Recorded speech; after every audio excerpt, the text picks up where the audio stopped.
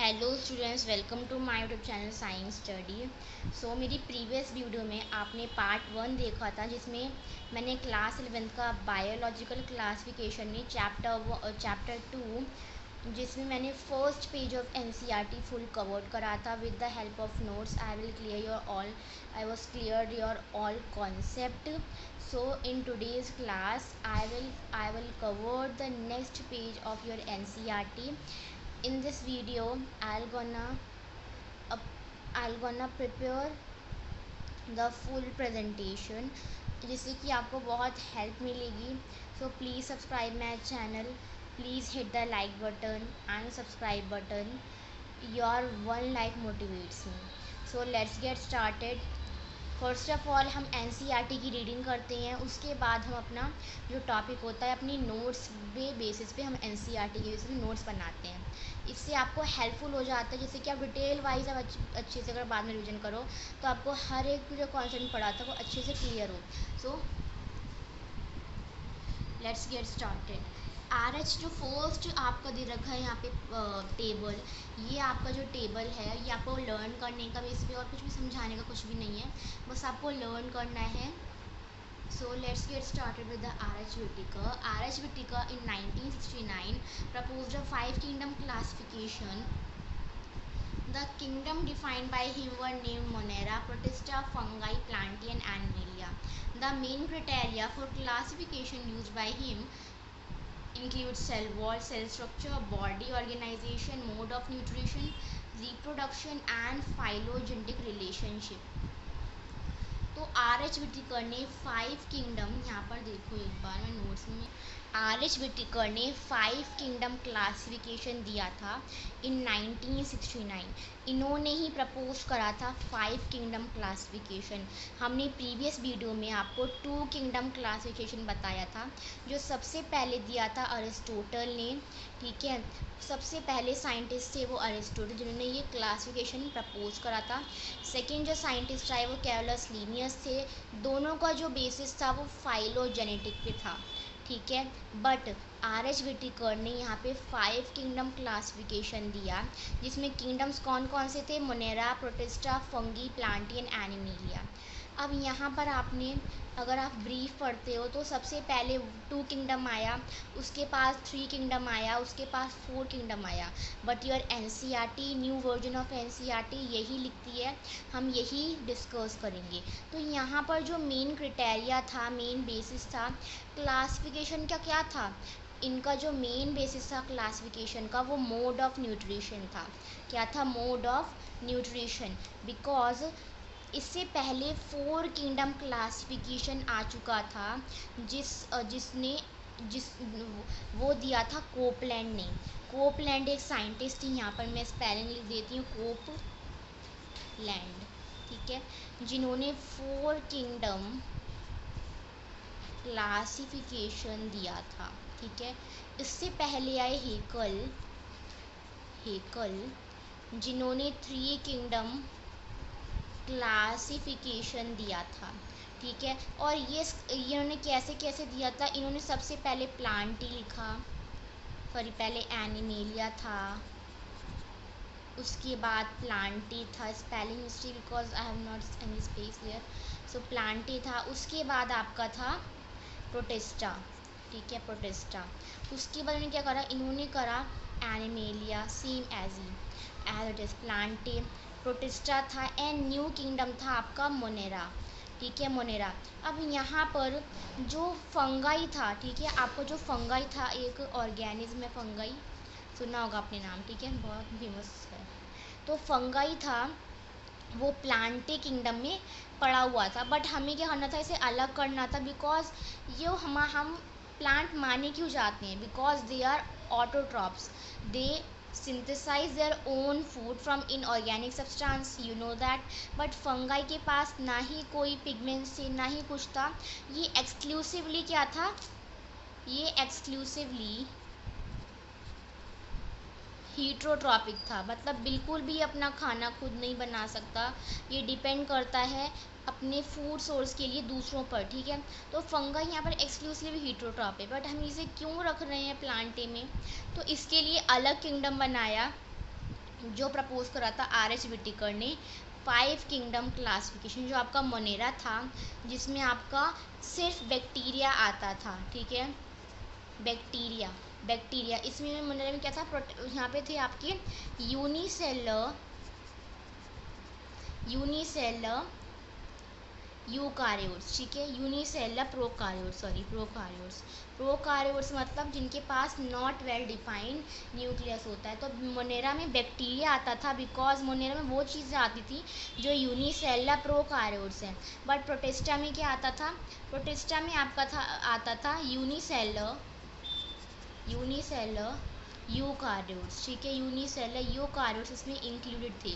Fungi में क्या था, फंगाई बिकॉज ये इसके लिए अलग किंगडम बनना था, इसलिए हमने इसके लिए अलग किंगडम बनाया। प्लांटी में क्या था, प्लांटी में आपके प्लांट्स थे और आपके एनिमलिया में एनिमल्स थे, ठीक है।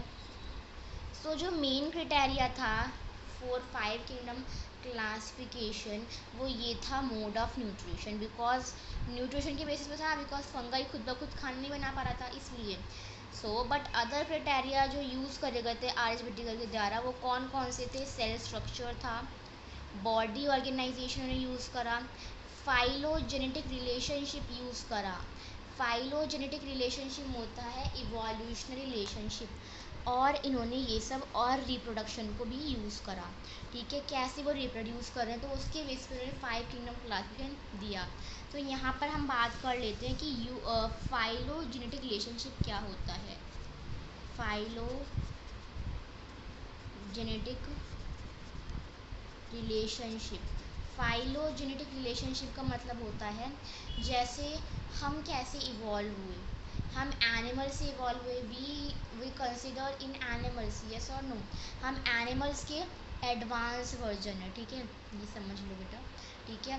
सो वैसे ही जैसे कि हमारा वैसे ही जो ऑर्गेनिज्म है वो किसी से इवॉल्व हुए, उनके कोई एंसेस्टर्स रहे होंगे, तो कुछ एंसेस्टर में कुछ चेंजेस आए होंगे, फिर और चेंजेस आए होंगे, फिर और एडवांस हो गए, फिर ये ऑर्गेनिज्म बने जो हम आज देखते हैं, ठीक है। तो फाइलोजेनेटिक रिलेशनशिप मतलब होता है इवोल्यूशनरी, कैसे इवोल्यूशन हुआ है ऑर्गेनिज्म कितने अलग हैं अपने एंसेस्टर से, या पुराने जो थे जहाँ से वो इवॉल्व हुए हैं वो किनसे अलग हैं, तो वो रिलेशनशिप उन्होंने देखा, ठीक है। अब यहाँ पर अपनी नेक्स्ट पे आते हैं, अपनी नेक्स्ट पैराग्राफ पे। The 3 domain system has also been proposed that divides the kingdom Monera into 2 domains, leaving the remaining eukaryote kingdoms in the 3rd domain, and there was 6 kingdom classification. जो Karl Lewis थे, इस paragraph में देखा है, जो Karl Lewis थे उन्होंने 3 domain system and 7 kingdom classification propose करा था, ठीक है। इन्होंने कार्ल लुईस ने 3 डोमेन सिस्टम, डोमेन क्या होते हैं I will tell you later, Carl Lewis ने प्रपोज करा था 3 domain system and 7 kingdom classification. जो मोनेरा था आपका, मोनेरा किंगडम में उसमें जो बैक्टीरियाज थे, जो मोनेरा किंगडम था वो you bacteria and Archie bacteria में डिस्ट्रीब्यूट हो गया, बिकॉज ये दोनों बैक्टीरिया थे वो आपस में बिल्कुल मेल नहीं खा रहे थे इसलिए। सो तो आपके पास कितने किंगडम हो गए, 7 किंगडम हो गया। एक बार नाम लिखते हैं, Archie bacteria, you bacteria and जो थर्ड है आपका प्रोटिस्टा, फोर्थ क्या है आपका, comments please, fungi, and fifth है आपका प्लांटी, एंड 6th है आपका animalia. Archie bacteria, you bacteria, Protista, fungi, okay, यहाँ पे 6 आएगा, ओके, 6 किंगडम, ओके। सो 3 डोमेन सिस्टम की बात करते हैं। डोमेन्स क्या होते हैं, जो सारे लिविंग ऑर्गेनिज्म होते हैं, all living organism present in this mama earth are divided into 3 domains, okay. वो कौन कौन से डोमेन है उनकी बात कर लेते हैं। एक है आपका आर्की, दूसरा डोमेन है आपका यूकार्या, एंड तीसरा डोमेन है आपका बैक्टीरिया, ठीक है। ये आपके 3 डोमेन्स हैं। पूरे लिविंग ऑर्गेनिज्म इन 3 डोमेन्स के अंदर आते हैं, ठीक है। किंगडम डोमेन से बड़ा होता है, ठीक है।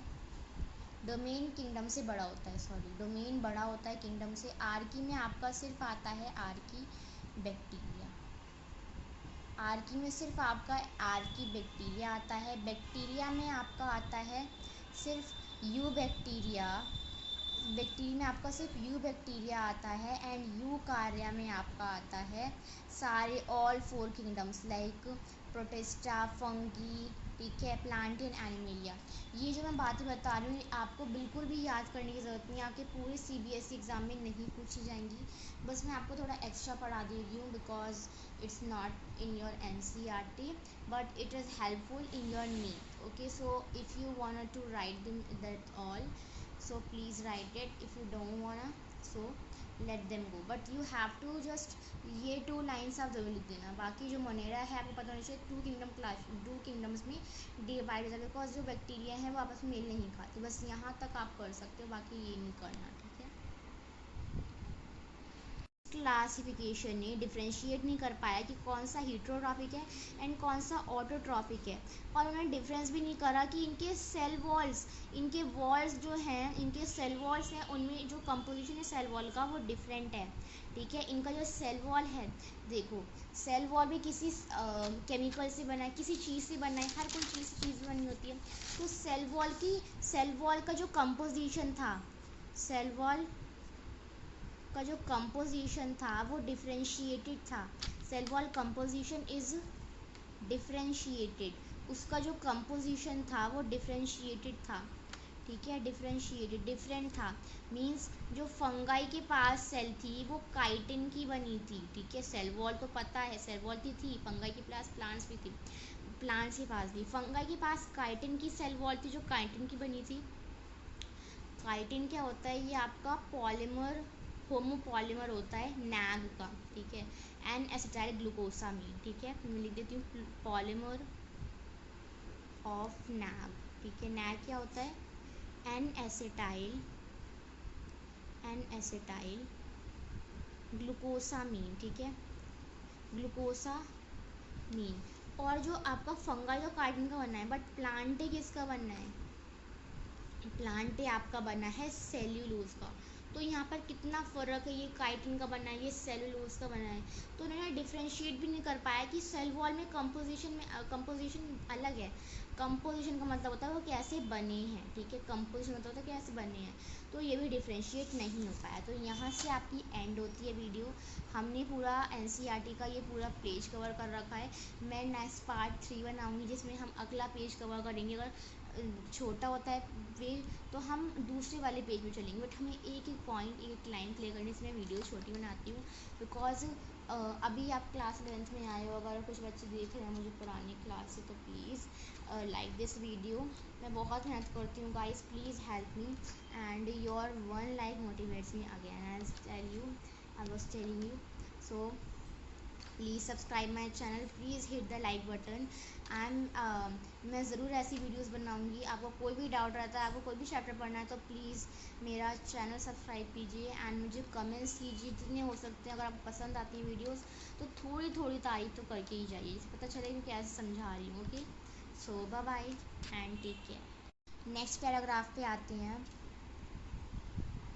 ये तो पूरा वो दे रखा है। Earlier classification system include bacteria, blue green algae, fungi, mosses, ferns, gymnosperms and the angiosperm under plants. We discuss yes ना। यहाँ पर देखो मैंने कल ही आपको बताया था। yes, ये हमारा पूरा आपका प्लांटी किंगडम था जिसमें बैक्टीरिया भी आता था, फंगाई भी आता था, मॉसेस भी आते थे, और अमीबा भी आता था, एल्गी भी आता था, ब्रायोफाइट्स भी आता था, टेरिडोफाइट्स भी आता था, एंजियोस्पर्म्स भी आते थे, और जिम्नोस्पर्म्स भी आते थे, और एंजियोस्पर्म्स भी आते थे। ये पूरा जो था पहले प्लांटे किंगडम में आता था, बट अब जो अलग हो गया बिकॉज 5 किंगडम क्लासिफिकेशन आ गया, ठीक है। तो यहीं पर बता रहे हैं कि यहाँ पर ब्लू ग्रीन एल्गी तो बैक्टीरिया में आता है, फंगाई, मॉसेस, फर्न्स वो होती हैं जिनका पास, जो प्लांट जिनके पास फ्लावर्स नहीं होते उन्हें हम फर्न्स कहते हैं, ठीक है। वो जिनकी पतली पतली लीव्स होती हैं, gymnosperms and angiosperm under plants. The character that unified this whole kingdom was that all the organism include had a cell wall in their cell walls. But ये कैसे पता चला कि प्लांटे कैसे ये कैसे इस किंगडम में आ रहे हैं, बिकॉज प्लांटे किंगडम कैसे बना, बिकॉज जो आपके कैरलस लीनियस साहब थे, बता देती हूँ एक बार, कैरलस लीनियस साहब थे आपके, उन्होंने प्लांटे एंड एनिमेलिया किंगडम दिया था, ठीक है। प्लांटे एंड एनिमेलिया, इनने कैसे डिफरेंस बिटवीन करा कि ये प्लांटे या एनिमेलिया में आएगा, because presence and absence of cell wall की प्रेजेंस और एब्सेंस से पता चला कि ये आते हैं सेल वॉल, क्या ये आते हैं प्लांटे एंड एनिमेलिया में, ओके। सो अगर प्रेजेंस है सेल वॉल में, अगर प्रेजेंट है सेल वॉल, अगर सेल वॉल आपकी प्रेजेंट है तो वो प्लांटे में आएगी, अगर सेल वॉल एब्सेंट है तो वो एनिमेलिया में आएगा, ठीक है। प्रेजेंट अगर होती है सेल वॉल तो वो प्लांटे में आएगा, अगर एब्सेंट है तो एनिमेलिया में, ओके। सो यहाँ से पता चलता है कि कैसे बने दोनों plant and animal kingdom. This place together groups which widely differed in other characteristics. It brought together the prokaryotes bacteria and the blue-green algae cyanobacteria with other groups which were eukaryotic. It also grouped together unicellular organisms, multicellular ones. For example, Chlamydomonas and Spirogyra were placed together under algae. The classification did not differentiate between the heterotrophic group fungi and the autotrophic green plants, though they also showed a characteristic difference in their cell wall composition. The fungi had chitin.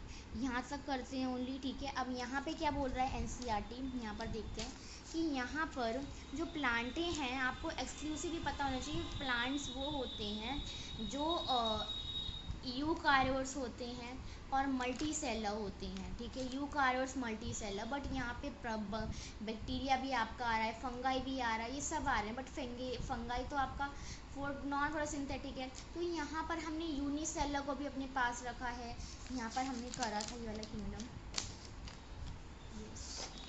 So demerits क्या थे इसकी, demerits यहाँ पे थे to kingdom class, इनकी unicell भी साथ में आ रहा है, यूकारियोट्स भी साथ में आ रहे हैं, प्रोकार्योट्स भी साथ में आ रहे हैं, फोटोसिंथेटिक नॉन सभी साथ में आ रहे हैं।